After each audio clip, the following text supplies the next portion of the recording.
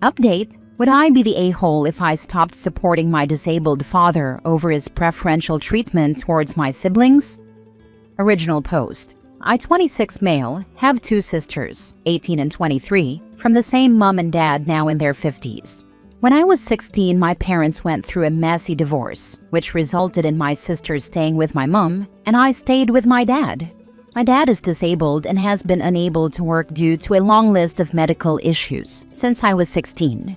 He has kidney failure and is currently on dialysis while waiting for a transplant. This has meant that I have been looking after him in a variety of caretaker ways for a decade now. Throughout this time, his contact with my 2 sisters has been minimal. He has in the past allowed my eldest sister to claim benefits that she was not entitled to, by claiming to be a carer for my father amongst others. She has at no point in her life provided care for my dad.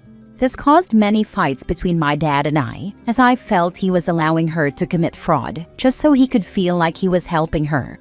I was recently contacted by his doctor who told me that my dad was no longer on the transplant list to receive the kidney transplant he needs. Apparently, his health is now so poor that they don't know for sure if he'll survive general anesthetic for the operation. I was told that a major factor for this was his poor diet, which was exacerbating his existing health issues. Hearing this, my wife and I decided to move back in with my dad to try and get him onto a healthier diet to hopefully prepare his body for the transplant he needs.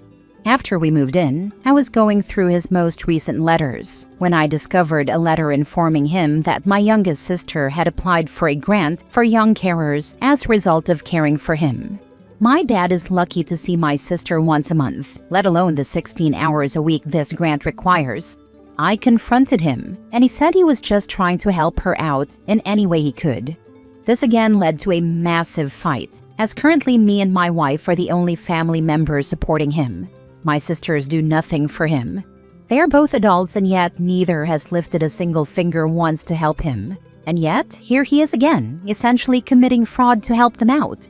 We can't help but feel taken for granted and simply unappreciated.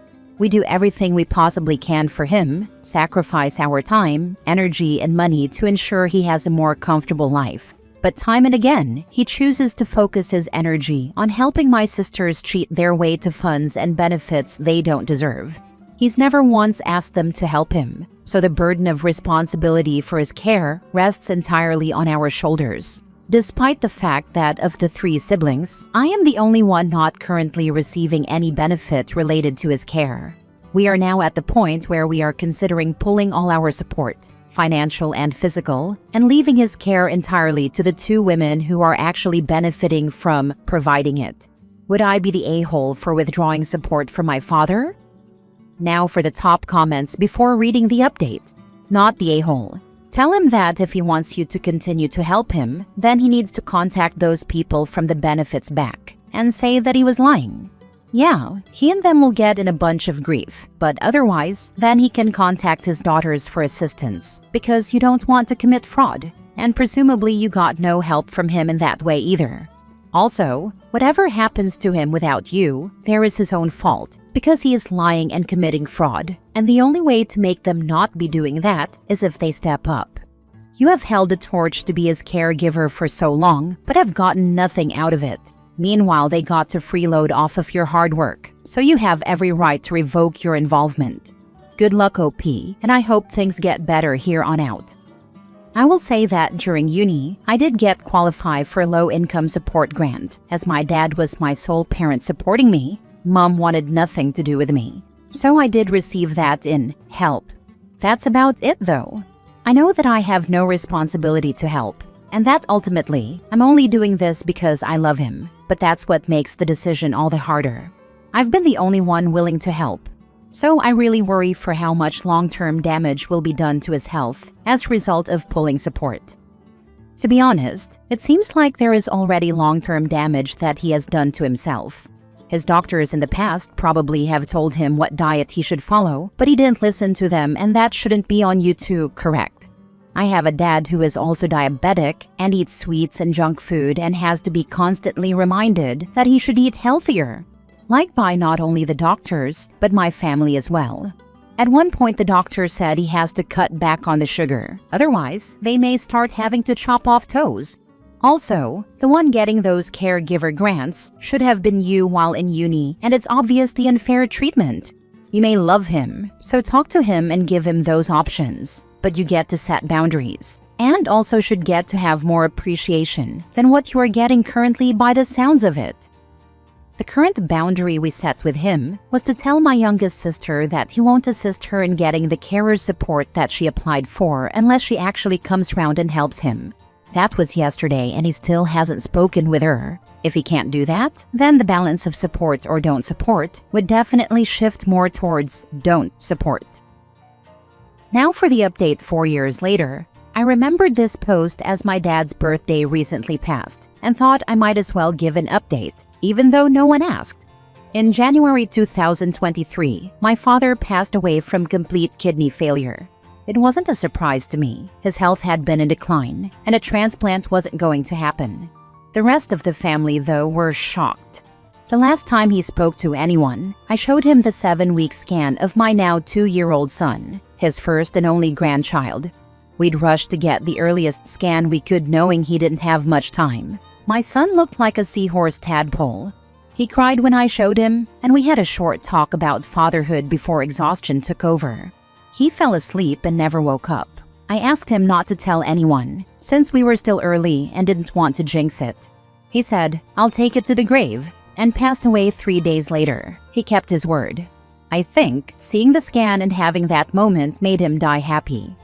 As for my sisters, they never changed. I let it go. I knew I couldn't change my dad, and he was on borrowed time. For his birthday that year, we rented a canal boat since he'd always wanted one. He crashed it almost immediately. They gave him less and less consideration, ignoring him completely on what turned out to be his last birthday. No visit, no call, not even a text. He was devastated and reduced contact with them, though he never stopped helping them financially. When they found out he was dying, they rushed to his side and stayed until he passed. But like before, it was too little too late. He was already unconscious. They hadn't shown urgency when he was first admitted, only showing up when I told them he had chosen to end life support. I'd been told the day he was admitted, over 2 weeks earlier, that he might not survive. I believed it. I'd seen him in these situations before, and this time felt different. The rest of the family still thought he would recover and didn't treat him as a priority. Eventually, my dad asked me if he was dying. Everyone else had been giving him false hope, mostly for themselves, so I had to tell him, yes, you're going to die soon. That was not an easy conversation. He passed surrounded by family who barely gave him their time when he was alive. My sisters definitely regret how they treated him, but it's too late. We were civil at the funeral but haven't spoken since. I scattered my share of his ashes at the end of the canal he never got to see. My sisters turned theirs into jewelry. I miss him every day, especially as his grandson looks so much like him. It's a shame things never got resolved with his daughters while he was alive, but I think he died a happy man, and that's enough for me. I'm glad that OP was still there for his father at the end. For his sake, more than anyone's. He won't have to struggle in the same way as the rest of the family. I am also livid on his behalf that his father allowed his daughters to defraud the programs that exist to help people in these circumstances. But I understand the why. He had lingering guilt about how the divorce played out. However, it's fraud like that which causes these things to lose funding, which in turn hurts others. I'm not sure it was lingering guilt. I think he hoped to buy their favor and thought that if he funneled money their way, they'd finally give him the time of day. So those 2 girls have jewelry, so they can make out to everyone what wonderful daughters they were. Awful stuff right there. Yeah, same thought. OP brought the ashes where he thought his dad might want them to be. Sisters made something with the ashes for themselves. Not to hate on people having jewelry of their loved ones. Also, OP did the hard stuff with Dad while he was still alive, and is able to let go by spreading the ashes now that he's gone. Sisters ignored Dad, and now can only hold on to the ashes. So poetic.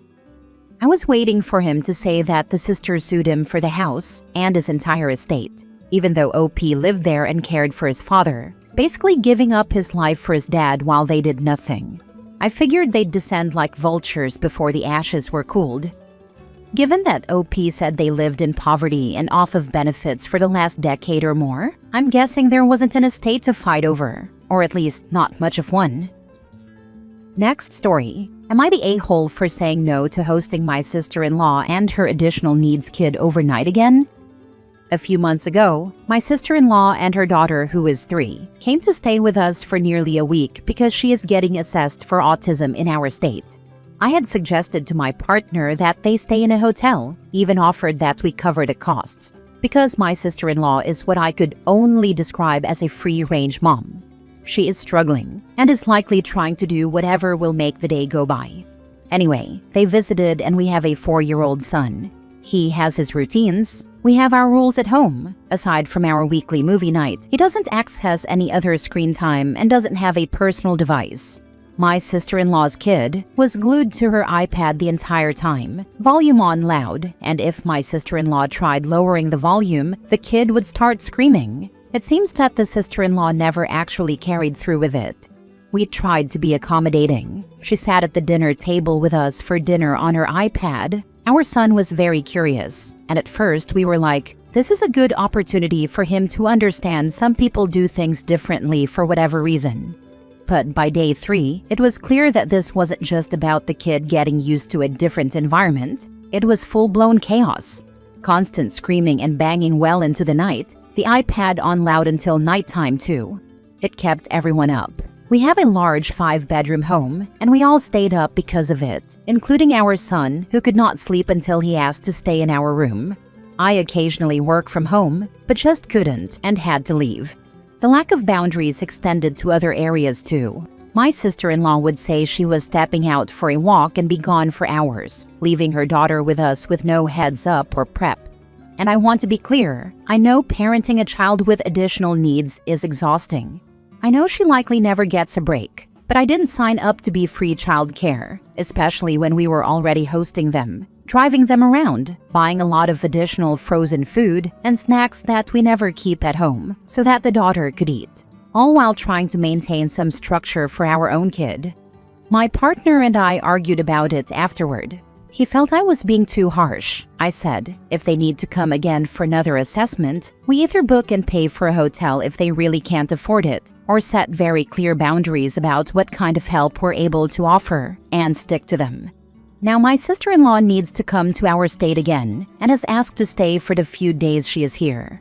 My partner thinks I'm being unkind and unsupportive, but I honestly think we did everything we could last time and hosting again is just too stressful. So I said no. Am I the a-hole for saying no to hosting them overnight again? Now for the comments. Mean suggestion incoming. How about you book a hotel for you and your son and let your partner deal with his sister and niece? He won't invite them again. In other words, nacho. Not the a-hole one bit. This was my thought as well. Find one of those hotels with a water park and have a fun time with her son. Not the a-hole, and the fact that you're even asking makes me want to scream. You know what kills me? It's always the person doing the least who thinks you're being unkind and unsupportive.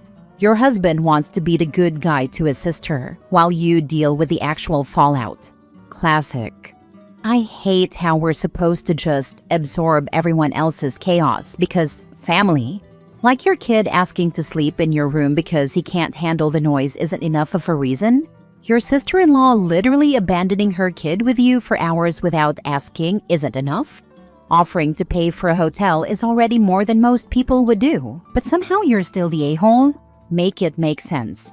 Honestly, just reading this made my chest tight because I know that exact feeling, where you're trying so hard to be understanding, but inside you're screaming because your own life is falling apart and everyone acts like you're selfish for having a single boundary. Bet your husband wouldn't last one day as the primary caregiver during their visit. Bet. Take your kid and stay in the hotel for a vacation. Husband can get to know his niece better. OP, this is the way. Your husband sounds like he didn't have nearly as much to deal with as you did. So give him a chance to truly put his money where his mouth is, as the saying goes. Enjoy a wee vacation. He actually did, but because it's his sister, he felt obligated. Last story. Am I the a-hole for telling my mom she is nothing but a mistress? Backstory: my dad has been dead for almost 4 years. Significant age difference. He was 18 years older, so she was a caregiver for the last 5 years. She is now in her early 60s. She started seeing a man that she met through Facebook dating while my dad was still alive. Fast forward, her and let's call him Bob are together. Bob is from another country but has permanent residence in Canada. They dated for 6 months and then he moved in with my mom. He has significant health issues and so has not been working. She has been the sole financial provider. He has not had a driver's license, etc. He then brought his family over from other country, which included wife and 3 older children. My mom knew about this, but claimed they had been separated for years, and there was nothing romantic. Bob brings his family here and moves out from my mom's house into an apartment with wife and children to help them settle. Kept telling my mom it would only be a few months. It has now almost been a full year. To complicate matters, they opened a store together in the local mall, selling wares from his home country. I don't believe it's exceptionally profitable, and now my mom, who has a full-time job and should be retiring, is spending many evenings and weekends running the store while he is with his family. They all do multiple activities together, but he immediately stopped showing any affection towards my mom, which was minimal to begin with, as soon as the wife moved to Canada. I basically said in a baffled state, enough is enough. This isn't a relationship, and told her she was nothing but a known mistress, who his wife is tolerant enough of to keep around as a cash cow. Am I the a-hole? Do I just let it go and let her live in this delusional state? I'm worried it's going to have some serious financial, emotional, and mental consequences. Not the a-hole. Probably not the nicest way to say it, but it does sound like Bob is taking advantage of your mom in what sounds like an in-person variation of a romance scam. Why would you say this nicely? Because when you want someone to listen to you and think about what you have to say, starting the conversation with a direct and quite personal insult may be counterproductive. Not the a-hole. Was your mother groomed by your father? That's a pretty big age gap. No, both second marriages for both of them. She was 30 when they got together. I wouldn't say it was the healthiest of marriages for multiple unrelated reasons, but he was a loving partner and good father. The current partner? Bob is 3 years younger than her, but again, immediately in the caregiver role, both financially and health-wise. He has some serious heart issues, and I wouldn't say is in stable health by any means. I wish her mother would love herself and find someone who appreciates her. She seems like a really loving and caring person. What? She's knowingly banging someone's husband. She also looked after her husband during ill health and seems to genuinely care for those around her, and went on Facebook dating to seek out other men before he even died. People contain multitudes.